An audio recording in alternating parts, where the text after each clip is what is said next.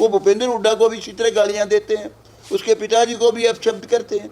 वो तो जो लोग इसको कौम का रंग दे रहे हैं वो वाहियात का रंग दे रहे हैं। उसका मुझे कोई खुशी नहीं कि मैंने क्या निकाला, लेकिन जो मैंने कहा हरफ हरफ सही है, 100% सही है, एक भी हरफ गलत नहीं किया।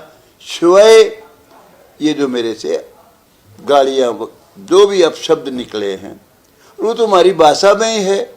लड़का अगर खुद का लड़का अगर कहीं इधर उधर हो गया, पूछा रहे वो कहाँ गया रे, वो तो बाबू फलानी जगह गया, फिर थोड़ी देर में फिर पूछेगा अरे कड़े मर गया कि उसने मारना चाहो, कड़े मर गया, फिर कहेगा अरे बेट तो पंदा ही नहीं। भाषा है हमारी ये, और ये गलती मेरे से हुई है, उसका मुझे दुख भी है।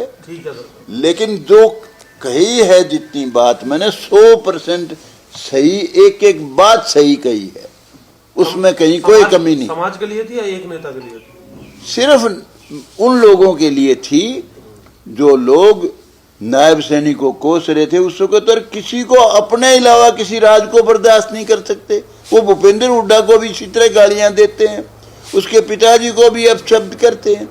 वो तो जो लोग इसको कौम का रंग दे रहे हैं वो वाहियात का रंग दे रहे हैं।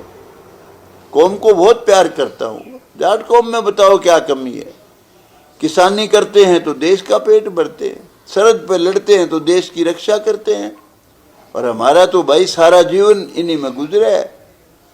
प्यार करता हूँ दिल से। मेगा ज्वाइनिंग करवाई है, क्या आपको लगता है कुछ रिवाइवल हो सकता है लगातार? बेटा मुझे एक बात बताओ, मुझे तो नहीं पता किसने ज्वाइन करी है, लेकिन मैं ये कहता हूँ जिसने भी ज्वाइन करी है उसके ज्वाइन करने से पहले क्या पोजीशन थी, अब क्या बदलाव आ जाएगा मुझे बताओ।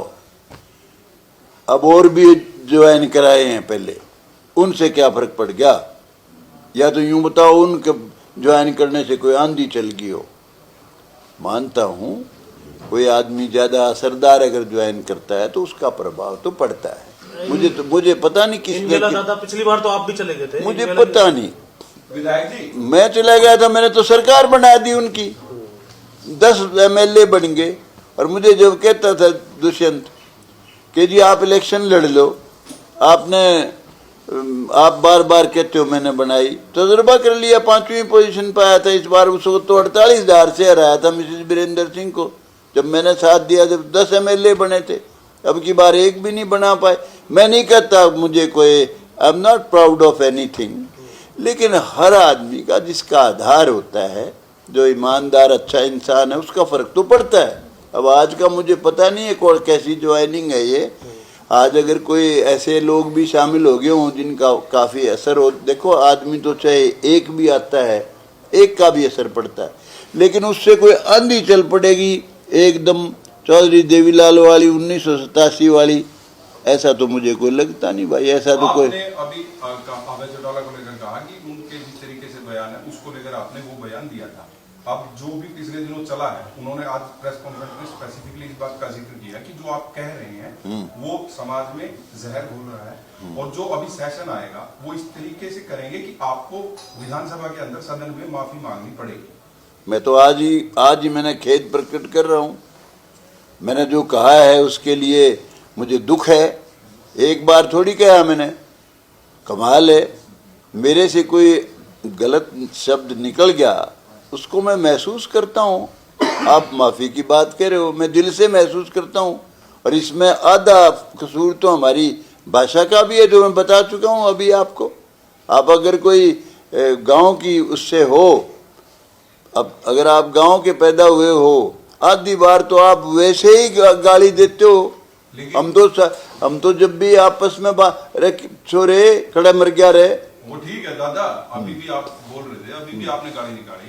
जब आप विधानसभा सेशन में होते हो तब एक भी गाली नहीं निकलती? निकलती है, नहीं कब निकलती? खूब निकलती है, कमाल है।